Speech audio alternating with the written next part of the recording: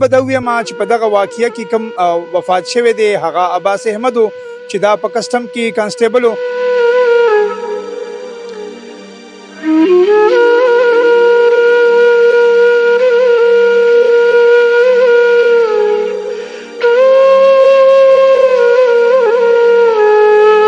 چې یاره که تا سره چېرته شوکمار راغه نو د سره نیغېږه مه د پسې منډه مه وهه.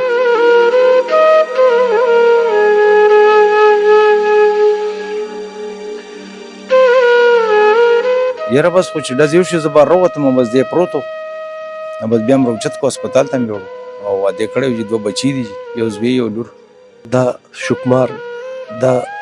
آیساین پې راووته او په ده باندې حمله وکړه او ډز یې پې وکړې چې ډز یې پې وکړې څلور ډز عباس ولګېدو. تر اوسه پورې غم دی دا پلار یې سارېدی هم نشي پلار یې هر ټایم جاړي هر ټایم جاړي پلار یې. अब्बास तकरीबन रात को 4 बजे अपने साथियों के साथ अपने घर की तरफ वापस लौटा और अपनी गली में अपने घर की तरफ ही जा रहा था. 2 अफराद मोटरसाइकिल पे आए और पिस्तौल तान के इसको लूटने की कोशिश करते हैं वहाँ पे.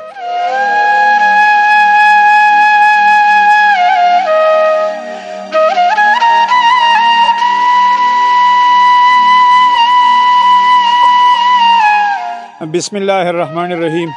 شروع کوم په نامه د رب ذوالجلال چې ډیر بخونکی او مهربانه ذات دی. پښتنو ورونو زمونږ زیاتره په معاشره کې نن سبا لکه داسې واقعیات راپېښېږي چې سړی د خپل کور مخې له موجود وي او شوکمار راشي بنا څه ضرورته بنا څه غرضه چې لکه د هغه غرض صرف په دې کې وي چې یا زه دنه پیسې واخلم یا دنه موبایل واخلم.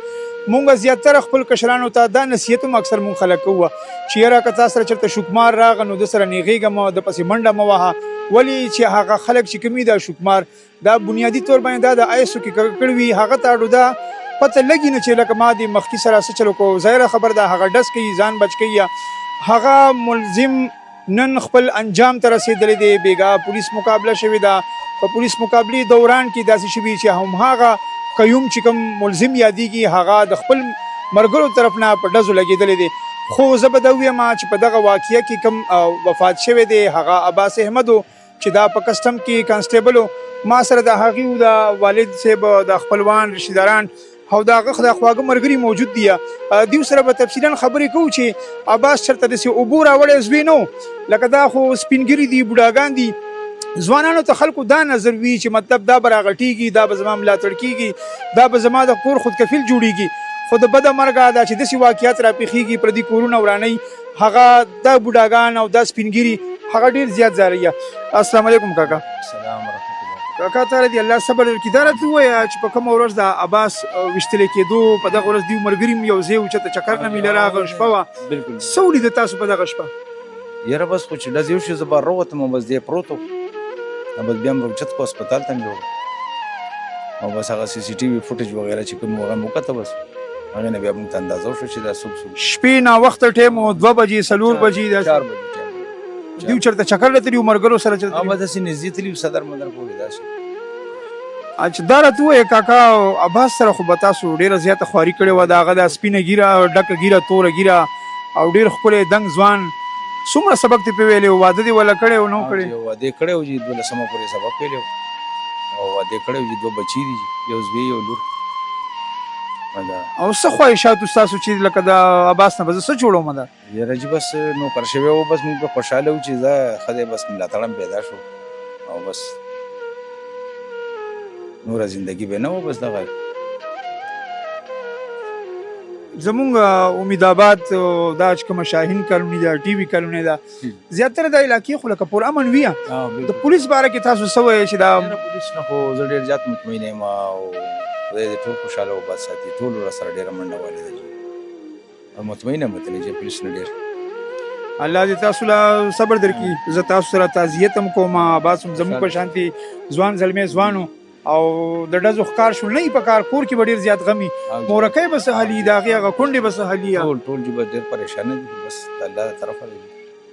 ظالمان بس وکړي. السلام علیکم کاکا. وعلیکم السلام. کاکا څنګه ښې جوړې طبیعت ښه دی بچی. تاسو خو کونټۍ باندې ولاړ یې تاڼه کې موجود یې نن د میډیا سره ملګرو سره ولاړ یې عباس تاسو څه کېدو؟ زما وراره او عباس یو ډېر ښایسته بچی و لس منټه 4 بجې دی د ملګرو سره راغو ډیوټي نه راغلو کسټم هاوس کې ډیوټي و سکیورټي ګارډ او چې دی راغو د ملګرو سره راغو چې ملګرو سره راغو دا ملګري د کور ته روانېده نو د عباس چې څه ټایم وروالو دا شکمار دا آیساین پې وروته او په ده باندې حمله وکړه او ډزې پې وکړې چې ډزې پې وکړې 4 ډزه عباس ولګېدو او عباس غریب مړ شو عباس 2 بچي دي یو یې لور ده یو یې زوی دی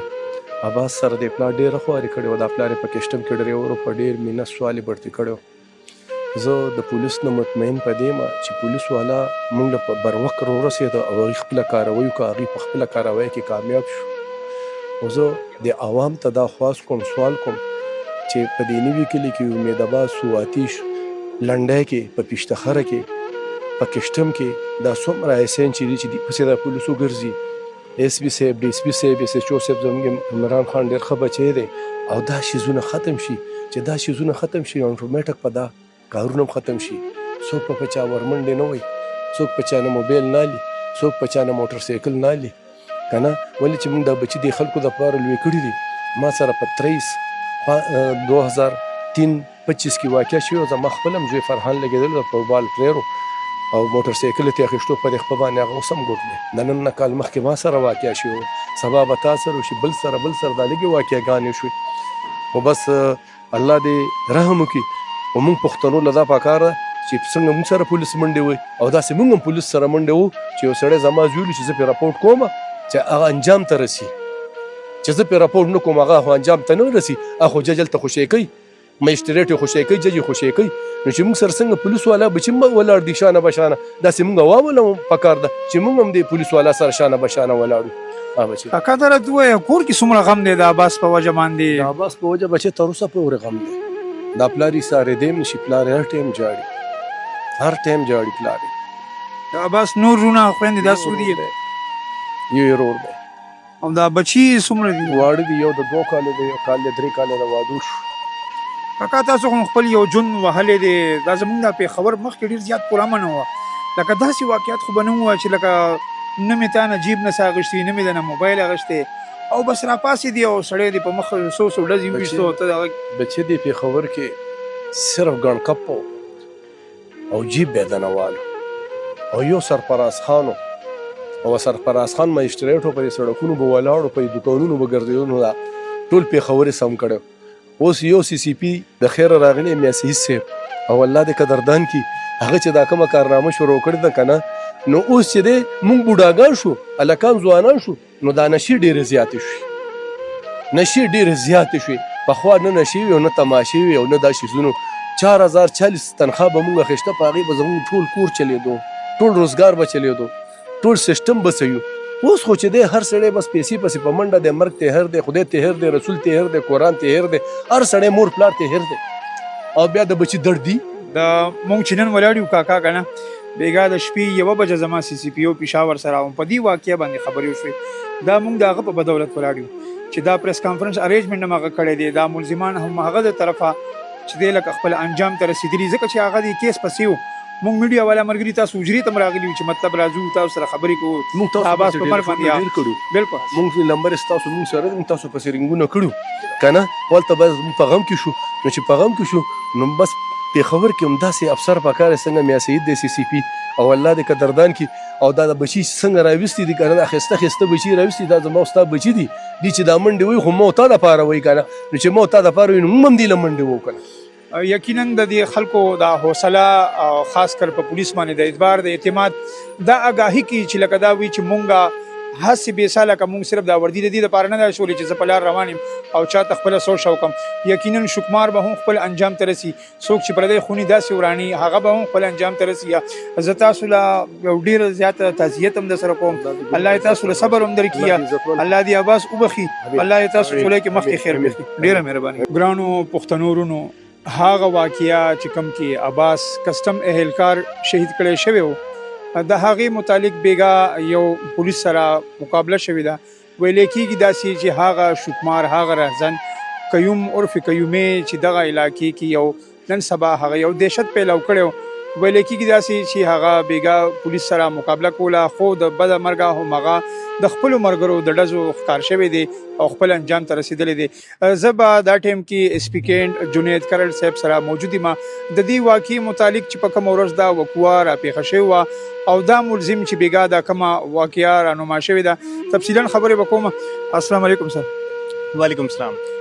یہ بتائیں سر عباس کا جو واقعہ تھا کیا یہ واقعی رہزنے کا ہی واقعہ تھا؟ کوئی رہزن ان سے موبائل یا پیسے کچھ چھین کے لے گئے تھے یا نہیں؟ اس واقعے کی میں ذرا آپ کو تفصیل بیان کر دیتا ہوں. تقریباً 2 جولائی کی شب کو یہ افسوسناک واقعہ پیش آیا. عباس تقریباً رات کو 4 بجے اپنے ساتھیوں کے ساتھ اپنے گھر کی طرف واپس لوٹا اور اپنی گلی میں اپنے گھر کی طرف ہی جا رہا تھا. 2 افراد موٹر سائیکل پہ آئے اور پستول تان کے اس کو لوٹنے کی کوشش کرتے ہیں وہاں پہ. اور عباس کے پاس چونکہ خود ایک پستول موجود تھا یہ مزاحمت کرتا ہے اور ان کے سنیچرز پہ فائر کرتا ہے. اسی دوران میں سنیچرز کی طرف سے بھی فائرنگ ہوئی اور عباس کو 4 گولیاں لگیں اور موقع پہ ہلاک ہو گیا. لیکن سنیچرز نے اس سے کوئی چیز وہاں سے لوٹی نہیں کیونکہ ایک تو ان میں سے خود گولی لگ کے زخمی ہو گیا تھا اور دوسرا موٹر سائیکل پہ وہاں پہ بھاگنے میں کامیاب ہوا. عباس کے ساتھی جو تھے وہ کار پہ گلی کے باہر موجود تھے. انہوں نے دیکھا گولیوں کی آواز سنی, اس کو موٹر سائیکل پہ بھاگتے ہوئے دیکھا تو اس کا پیچھا کیا اور اس کو موٹر سائیکل کو ہٹ کیا اپنی گاڑی سے. تو یہ دوسرا جو ملزم تھا یہ موٹر سائیکل چھوڑ کے موقع سے فرار ہو گیا. پولیس نے موقع پر رسپونڈ کر کے کرائم سین سے تمام شواہد اکٹھے کیے. ساتھ ہی یہ موٹر سائیکل بھی ریکور ہوا اور دوران تفتیش معلوم ہوا کہ موٹر سائیکل بھی چوری کا موٹر سائیکل تھا اور تانہ پشتہ کارے کے حدود سے چوری ہو چکا تھا. اس کے بعد پراپر انویسٹیگیشن کا آغاز ہوا اور اس میں علاقے کی کیمرہ فوٹیجز, ہیومن انٹیلیجنس جو مخبران پولیس ہیں اور CDRs کی مدد لیتے ہوئے یہ ٹریس ہوئے 2 بندے. اس طرح ایک کا نام آپ نے لیا عبد القیوم عرف قیومے اور دوسرا اس کا دوست رحمان, عبد الرحمان. بالکل عبد الرحمان. یہ دونوں یہیں پہ شہید آباد منک راؤ کے رہائشی ہیں, آئس مار ہیں اور اس طرح کی وارداتوں میں ملوث ہونے کا ان پہ شبہ رہا ہے ماضی میں بھی. اور ان کے کرائم ریکارڈ بھی ہمیں ملا ہے کہ پشاور کے مختلف تھانوں میں ان پہ منشیات کی FIRs اور اسلحے کی FIRs موجود تھیں. اور کل ہمیں انفارمیشن ملی کہ دونوں ساتھی قیوم اور رحمان یہاں پہ شاہین کالونی کے علاقے میں موجود ہیں. پولیس نے ان کی گرفتاری کے لیے چھاپا ان پہ مارا شاہین کالونی کے علاقے میں. تو ان دونوں ملزمان نے پولیس کی اوپر فائرنگ شروع کر دی. پولیس کی طرف سے بھی جوابی فائرنگ کی گئی. اسی کراس فائرنگ کے درمیان میں قیوم عرف قیومے جو ہے وہ اپنے ساتھی عبد الرحمان کی فائرنگ سے لگ کے ہلاک ہو گیا. عبد الرحمان جو ہے وہ گرفتاری سے بچنے میں کامیاب ہوا, وہاں سے فرار ہو گیا اور فی الحال اس کی گرفتاری کے لیے تمام تر کوششیں جاری ہیں. سر یہ بتائیں یہ جو رہزن گروہ ہے خاص کر قیوم ہے, ان کا یہ دوسرا ساتھی عبد الرحمان, یہ اور بھی کئی وارداتوں میں پولیس کو مطلوب تھے.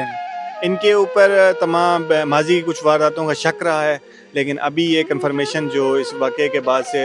انویسٹیگیشن میں سامنے آئی ہیں باتیں, ان میں کچھ ہمیں یقین ہوا ہے کہ ان لوگ انوالو ہیں اس تمام واقعات میں. اور جو رحمان عبد الرحمان ہے اس کی گرفتاری کے بعد ہمیں یقین ہے کہ مزید اس میں گروپ کو بے نقاب کرنے میں, تمام ساتھیوں کی تمام وارداتیں سامنے لانے میں ہمیں مدد ملے گی. پښتنورونو ګرانو مرګرو دا واقعیات چې کوم راپېښېږي خاص کر د شوکي واقعیات مونږ تاسو هغه رشتہ داران هغه والدین هغه تره هم تاسو واورېدو. یقینا داسې واقعیاتو کې چې کله دا خلک بیا عدالتونو ته لاړ شي او عدالتونو کې بیا دې خلکو سره دوباره ودرېږي یقینا دا خلک بیا ډېره یره محسوس کوي. بجای د دې خو صرف وجه دا ده چې دا پولیس لا کوم کرایم وشي, بلایند مرډر وشي, د هغه بلایند مرډر پسې شاته پولیس ډېر جوړ نظر ډډه کړی او تر هغې پورې هغه ملزمانو پسې تعقب کوي چې څو پورې هغه خپل انجام ته نه رسېدلی. پولیس د هغوی د ګرفتارۍ کوشش کړی خو د بده مرګه هغه هم د خپل د ملګرو د لاسه ښکار شو. ولې چې دا ملزمان کم د شوکمار چې دي دا زیاتره په آیس او نشه کې ککړ وي. تاسو واوریم د سپیکینډ صاحب چې هغه ذکر وکړو چې دا هم لکه د بده مرګه هم په دغه آیسو کې ککړ وي چې دا نه دا ګوري چې مطلب زما چا سره څه وکړو, دا مې ولې ویشتو, خو صرف دا غرض ګوري چې مطلب زما موبایل یا پیسې او خپل نشه برقرار ساتم. الله تعالی دې زموږ او ستاسو په حال باندې رحم وکړي. پولیس باندې اعتبار اعتماد بڑھاولو دپاره همیشه کوشش کوي تاڼې ته راځي, پولیس افسرانو سره ملاوي